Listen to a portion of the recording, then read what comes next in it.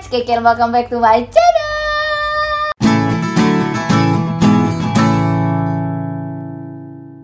Jangan sampai salah kaprah ya guys. Being productive itu tidak sama dengan sibuk. Produktif menurut aku adalah kita benar-benar make progress menjadi lebih baik daripada diri kita yang kemarin. Apa kalian masih menganggap sibuk itu keren? Apa kalian masih multitasking setiap harinya? Well, ya kita akan bedah di sini gimana sih sebenarnya menjadi beneran produktif. Actually get the things done. Jangan kemana-mana. Kalian tidak akan rugi menonton video ini. Aku akan rangkum semua di sini. So kalau kalian tertarik seperti biasa, langsung skip. Step pertama, how to prepare yourself to be more productive. To be very honest, sebenarnya tips-tips produktivitas di luar sana tuh banyak banget gak sih? Kayak ada puluhan bahkan ratusan. Tapi di sini aku akan menata mindset kalian dulu dengan mengenal chronotype kalian. Kak, apa itu chronotype? Chronotype sendiri bisa ngebantu kita untuk nge-track ritme biologis kita, biar kita tuh bisa nemu path terbaik untuk ngerjain aktivitas-aktivitas kita dari pagi sampai malam. Nah, ini sebenarnya dijelasin di buku The Power of When. Ada 4 macam sleeper type manusia. Kalau misalnya kita bisa ngenalin ini, kita kayak ibaratnya udah megang kunci nih, kunci yang bisa membuat kita itu tahu kita tuh sebaiknya ngerjain tugas itu di jam berapa, sebaiknya kita nyantai di jam berapa, sebaiknya kita nanti rebahan dan tidur di jam berapa. Itu berdasarkan chronotype kalian. Pertama ada tipe dolphin. Dolphin ini biasanya light sleepers, tidurnya pendek-pendek nggak apa-apa, kuat orangnya. Ada tipe lion. Nah, tipe lion ini yang bangunnya pagi, aktifnya mulai dari pagi, tapi nanti malam jam 8 dan malam udah ngantuk, dia udah roboh gitu ya. Terus habis itu ada tipe wolves. Wolves ini kayak orang-orang ya udah ketebak ya. Jadi mereka ini aktifnya, kreatifnya itu baru di jam-jam malam. Atau kalian yang tipe bear. Nah, tipe bear ini beruang ya. Jadi tipenya ini adalah dia harus tidur 8 jam sehari. Kalau kurang tidur bisa moody banget, cranky.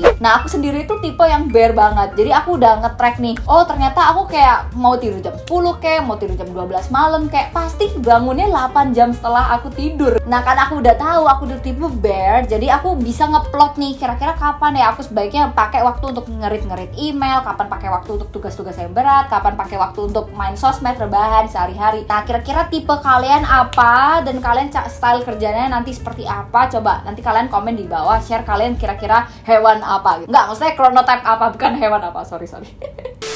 Hal kedua selain chronotype, kalian harus mempersiapkan tubuh kalian untuk bisa lebih produktif dengan menerapkan kebiasaan-kebiasaan baik berikut. I read a lot and I watch a lot of videos yang ngajarin aku kebiasaan-kebiasaan positif, dan mungkin aku akan rangkum aja di sini, atau kalian bisa nonton video aku yang lebih lengkapnya, aku cantumin linknya di sini. So, kebiasaannya aku bagi menjadi 2 ya, daylight pas kalian bangun sama kalian kalau mau tidur. Walaupun menurut aku ya di sini kalian start small aja, pilih salah satu yang menurut kalian paling urgent, paling kalian butuhkan. Jangan semuanya kalian langsung setelah nonton video ini kalian kayak terapin semuanya, bakal buyar, yakin sehari udah buyar, kalian capek. Karena ternyata berdasarkan riset juga untuk membentuk kebiasaan baru itu butuh 18 hari sampai 254 hari loh. So you have to know the why, kenapa kalian harus melakukan itu. Misalnya di pagi hari, kenapa aku suka ada stretching atau olahraga ringan. Katanya memang olahraga ini terbukti meningkatkan mood kita dan confidence kita dalam menjalani hari-hari kita.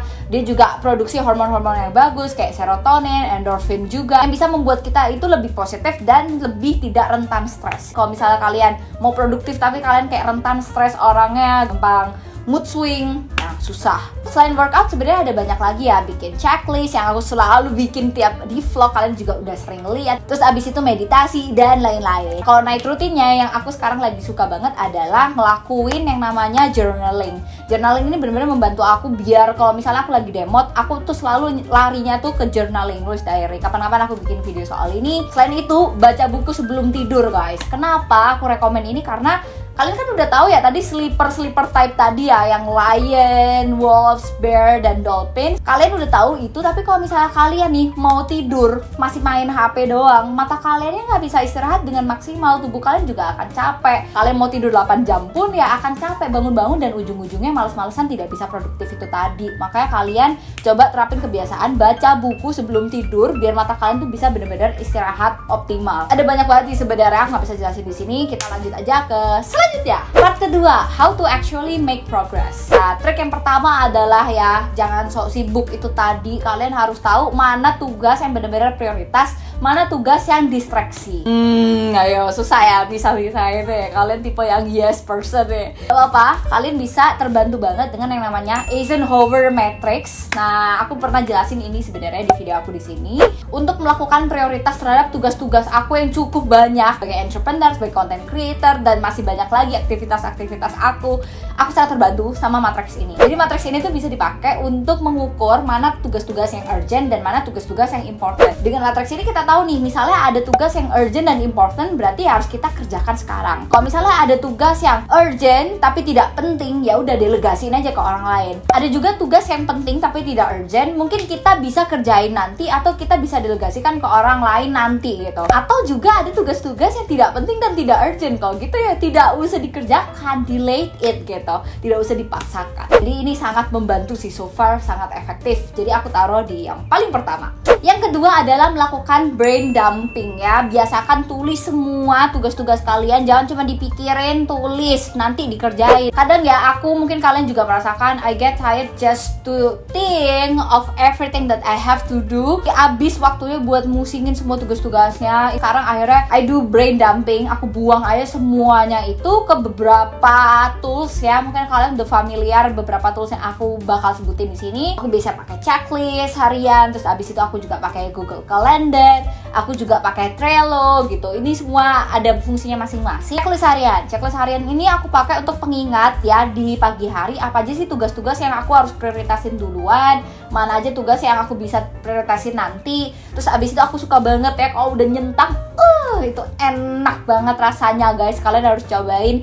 Ini bener-bener nge-create esensi small win setiap harinya. Jadi kalian akan lebih pump up dan ketagihan untuk ngerjain tugas-tugas yang lain. Makanya aku sangat rekomen checklist format seperti ini. Terus kedua adalah aku punya Google Calendar. Ini basically kayak helicopter view untuk manage semua jadwal aku dari sampai bulan ini, bulan-bulan kedepannya. Semua kerekam di sini. Yang ketiga, dari dulu aku juga pakai Trello, bukan di endorse guys ya. Trello ini dipakai untuk lebih ke professional works, kayak semua konten aku jadwalin di sini. Terus abis itu urusan bisnis barengan sama tim yang lain semua di sini. Konten-konten Lokapoint, Lokaresto semua dijadwalin di Trello. Menurut aku sistem-sistem kayak gini tuh bener-bener sangat membantu kalian untuk bisa konsisten ya dalam menerapkan segala macam produktivitas dan tugas-tugas kalian.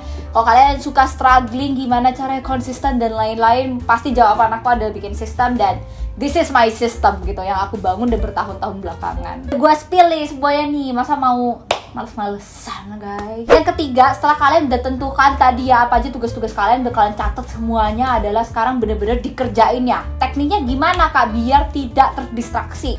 Nah, saran aku adalah pakai namanya Pomodoro Technique. Nah, ini mungkin udah common banget, cuman aku sekarang masih pakai guys sampai sekarang. Cara main Pomodoro Technique ini sebenarnya gampang banget. Kalian biasanya mengawali ya dengan decide task to be done. Habis itu kalian split waktu kalian menjadi beberapa part. Basically ada part untuk fokus ngerjain dan part untuk mengambil short break. Diulang terus selama 4 kali, baru kalian boleh ngambil long break. Contoh aja ya aku kasih, misalnya aku harus ngedit video, itu butuh bener-bener fokus ya, kalau nggak beres-beres. Nah biasanya aku akan fokus ngedit video 25 menit, nggak akan ngobrol, nggak akan buka sosmed, nggak akan buka WA. Habis itu 5 menit biasanya aku pakai untuk ngedistract diri aku dengan hal lain, godain ponakan misalnya, makan, ngelamun. Kalau bisa jangan ke sosial media dulu, karena khawatirnya kelepasan gue, nanti nggak bisa berhenti gitu, khawatir aja gue. Kalau udah ambil lagi 25 menit, break 5 menit, 25 menit, 5 menit, 25 menit, 5 menit, kayak gitu ya, 4 kali ronde. Baru kalian boleh ngambil misalnya 1 jam sampai 2 jam untuk sholat, makan, tiduran, gak apa-apa, micro sleep, silahkan. Ini gak pakem harus kayak 255 ya, bisa disesuaikan sama kebutuhan teman-teman. 90-20 juga aku pernah nemu. Kalau kalian kuat kerja fokus, 90 menit baru istirahat, 20 menit juga tidak apa-apa. Jadi gimana menurut kalian? Suka nggak sama Pomodoro Technique? Gimana? Masih terdistraksi? Oke, ada trik yang keempat ya, yaitu adalah, ini sangat spektakuler ya bat ini, matiin notifikasi guys. Itu kunci dari segala kunci. Kalau misalnya kalian ada sumber distraksi, nggak cuman notifikasi ya, mungkin kalian ada adik kalian atau apa, kalau bisa itu di shutdown dulu, dijauhkan dulu dari diri kita. WA di desktop, aku selalu matiin ya. Kalau misalnya aku lagi pengen fokus ngerjain 25 menit itu tadi. Kalau misalnya aku pengen fokus juga misalnya syuting, aku akan kunci kamarnya biar adik aku nggak bisa masuk. Jadi distraksi kita manage gimana caranya biar tidak mengganggu kita ketika kita lagi deep work. Apa? Masih tidak bisa, masih terdistraksi. Nah, mungkin kalian salah nih pengerjaannya. Khawatirnya kalian membiasakan diri untuk melakukan multitasking ya. Sok-sokan ya, jangan lagi. Kata orang-orang sih sebenarnya multitasking tuh mitos. Kok kata aku pribadi, multitasking tuh sebenarnya bisa ketika kalian itu nge-multitask tugas yang memang mudah dan sulit. Mudah dan sulitnya ini sangat bergantung pada kemampuan diri kalian sendiri. Kalau aku sendiri ya, aku bisa ngelakuin multitasking, misalnya meeting sambil ngupload video. Kalau ngupload video ya udah kayak taruh tunggu, udah gampang, easy peasy. Cuman ya, aku pernah nyobain, kalian bisa nonton video aku di sini ngebahas soal multitasking juga. Di situ aku cobain nih make up sambil explaining things kayak gini, ternyata nggak bisa. Jadi itu karena menurut aku make up itu adalah tugas yang sulit, harus mikir, dan explaining things juga mikir, tugas yang sulit. Jadi tidak bisa di multitask kalau menurut aku. Kalau beauty vlogger kayaknya udah hebat-hebat banget, makanya aku salut banget sama mereka. Dan terakhir, trik yang kelima adalah paham konsep pain and pleasure. Nah, ini aku udah bahas di beberapa video karena aku bener-bener suka banget guys. Kalian tonton aja videonya di sini. Jadi ini bener-bener membantu aku banget untuk menghilangkan rasa malas aku, memotivasi diri aku sendiri. Karena aku paham konsekuensi yang harus aku hadapi ketika aku memutuskan untuk bermalas-malasan. Manusia itu memang nalurinya adalah untuk menghindari kesulitan dan mencari kesenangan sesaat. Makanya kita harus paham, harus mengakali ini guys. Nah, cara kerja konsep ini sebenarnya gimana sih kak? Oke, nah pertama-tama biasanya tentukan dulu goal kalian apa. Kenapa kalian pengen produktif? Kenapa kalian nonton video ini sih sebenarnya? Misalnya kalian pengen skripsi, kalian coba list down kira-kira long term pleasure yang pengen kalian capai dari beresin skripsi apa. Misalnya kalian jadi bisa kerja di tempat yang kalian suka, kalian bisa ngerjain sesuatu yang memang sesuai passion kalian, nggak lagi ngerjain hal yang nggak kalian suka. Terus habis itu kalian dapat gaji, dapat duit, bisa jalan-jalan karena waktunya lebih fleksibel misalnya. Terus habis itu kalian coba list down sebaliknya, untuk mencapai long term pleasure tadi apa aja ya short term pain yang harus kalian endure, yang harus kalian tahan. Oke, aku tidak bisa nongkrong seperti dulu. Oke, aku mungkin jam tidurnya jadi kurang untuk beberapa saat dan lain-lain. Kalian list down. Nah, sebaliknya ya, kalian coba list down juga nih kira-kira short term pleasure yang bisa kira-kira menghalangi kalian untuk ngerjain skripsi itu apa aja sih selama ini. Nongkrong di luar, sosmedan, rebahan. Terus habis itu sebaliknya kalian list down juga kira-kira kalau misalnya kalian nurutin desire kalian untuk rebahan, sosmedan, kira-kira long term pain apa yang harus kalian hadapi nanti. Misalnya kalian jadi kuliahnya molor, harus bayar lebih banyak, teman-teman kalian sudah pada menghilang, kalian nggak bisa ngerjain sesuatu yang udah passion banget, pengen banget, udah ngebet kalian kerjain, tapi karena masih skripsi kalian belum bisa ngerjain itu. Coba cari semua 4 aspek ini, kalian list down. Aku yakin sih dari sini kalian bisa refleksi kira-kira mau malas lagi atau enggak ya. Oke, kira-kira seperti itu ya. Mohon maaf kalau misalnya masih ada yang kurang-kurang dari video ini. Basically aku cuman merangkum apa aja yang udah aku lakukan, but next time aku akan cobain metode-metode baru. Jadi kalian pastikan kalian subscribe ya, biar kalian tidak ketinggalan di vlog-vlog aku, di video-video aku. Apa aja tips-tips produktivitas seperti ini yang bisa aku bagiin. Terima kasih udah nonton di video ini sampai habis. Jangan lupa kalian like, subscribe, dan komen di bawah kalian pengen aku bikin video apa lagi. Terima kasih dan sampai ketemu di video selanjutnya. Bye!